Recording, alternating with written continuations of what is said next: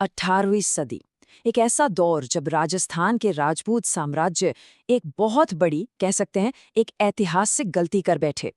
वो आपसी लड़ाइयों में इतने ज्यादा उलझे हुए थे कि उन्होंने मदद के लिए एक बाहरी ताकत मराठों को बुला लिया।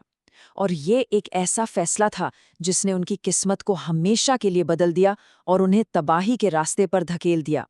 चलिए इस पूरी कहानी की परतों को खोलते हैं। तो यही वो सवाल है जो इस पूरी कहानी के दिल में है। देखिए, ये सिर्फ इतिहास का कोई बीता हुआ पन्ना नहीं है, बल्कि एक चेतावनी है, एक सबक है जो आज भी उतना ही मायने रखता है। सबसे पहले तो ये समझना जरूरी है कि ये सब किसी बाहरी हमले से शुरू नहीं हुआ। नहीं, ये चोट राजपूतों ने खुद को ही पहुंचाई थी। उन्होंने अपने ही झगड़े सुलझाने के लिए मराठों को राजस्थान की राजनीति में आने का न्योता दिया था। तो सवाल उठता है, आखिर ये नौबत आई ही क्यों? कैसे हालात बन गए थे कि राजपूतों को ऐसा कदम उठाना पड़ा? असल में 18वीं सदी की शुरुआत में एक ऐसा पावर वैक्यूम, एक शक्ति शून्य बन गया था जिसने मराठों के लिए राजस्थान में दखल देने का दरवाजा खोल दिया। इसे एक परफेक्ट स्टॉर्म की तरह समझिए। एक तरफ दिल्ली में मुगल साम्राज्य की पकड़ ढीली पड़ रही थी, दूसरी तरफ मराठे पूरे भारत में अपनी ताकत फैलाने के सपने देख रहे थे, और इसी बीच राजस्थान के राजा महाराजाओं के खजाने खाली हो रहे थे, और सबसे बुरी बात, वो गद्दी के लिए आपस में ही लड़ मर रहे थे। और मराठों के इरादे, वो तो पेशवा बाजीराव के इन शब्दों से बिल्कुल साफ हो जाते हैं। उनका मानना था कि पेड़ की डालियों पर नहीं, सीधे तने पर वार करो।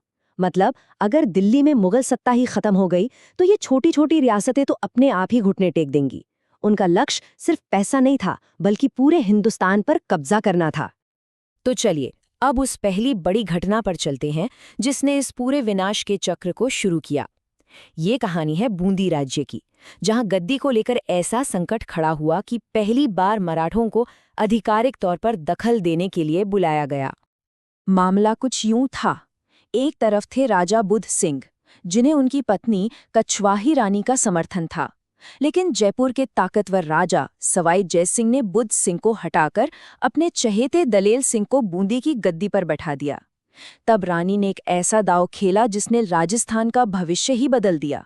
उन्होंने मदद के लिए मराठों को बुला भेजा, और ये मदद जाहिर है मुफ्त में नहीं थी।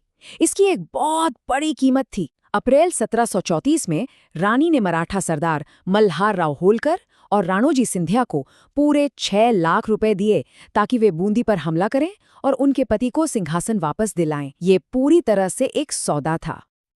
और बस यहीं से एक बहुत ही खतरनाक परंपरा शुरू हो गई।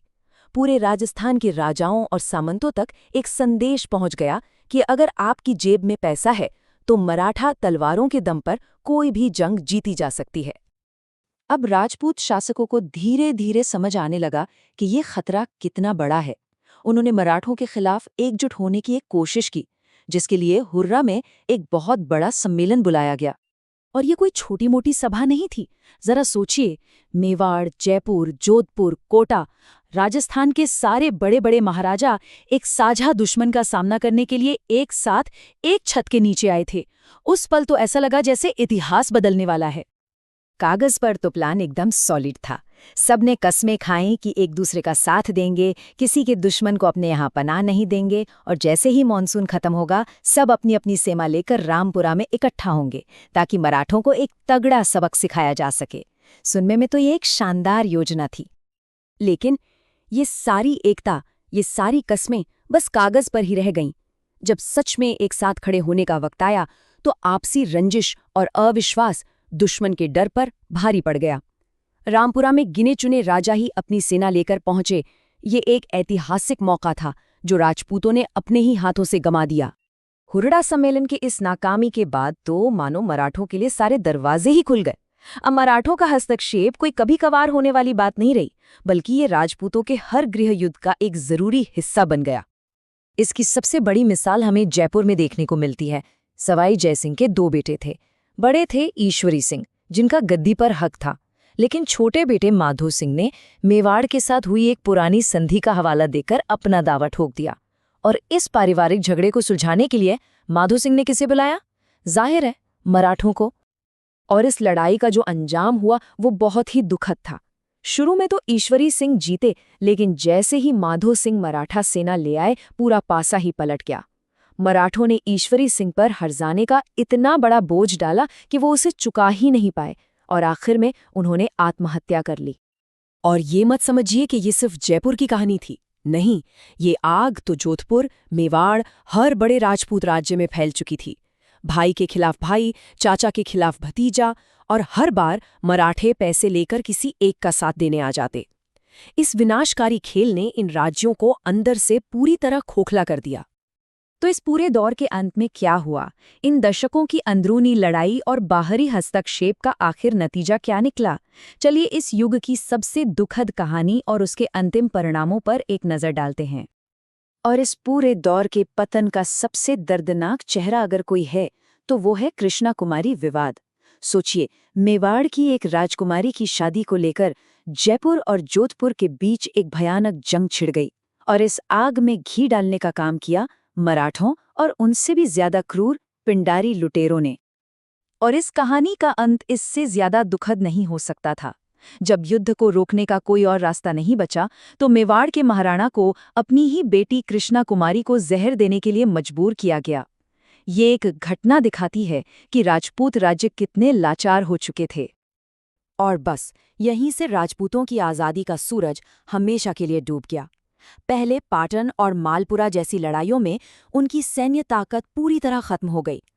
फिर मराठों को लगातार चौथ यानी एक तरह का प्रोटेक्शन टैक्स देते देते उनके खजाने खाली हो गए। और आखिर में जब वो इतने कमज़ोर हो गए कि अपनी रक्षा भी नहीं कर सकते थे, तो उनके पास अंग्रेज़ों की शरण में जाने के अलावा कोई रास्ता नहीं बचा। तो आखिर इस पूरे दौर की विरासत क्या रही? पीछे क्या छूट गया? राजपूत राज्यों के अंदरूनी मामलों में लगातार दखलंदाजी, पूरे राजस्थान की आर्थिक तबाही, शासकों और उनके सामंतों के बीच कभी न खत्म होने वाले झगड़े, और सबसे बढ़कर इसने एक नई और कहीं ज्यादा ताकतवर बाहरी शक्ति अंग्रेजों के लिए भारत में जमने का रास्ता तैयार कर दिया। तो हम इस विश्लेषण को इसी एक सवाल के साथ खत्म करते हैं कि जब किले की दीवारें अंदर से ही टूटने लगें, तो जंग असल में जीतता कौन है? ये कहानी हमें सिखाती है कि सबसे बड़ी कमजोरी अक्सर बाहर से नहीं, बल्कि हमारे अंदर से ही आती है।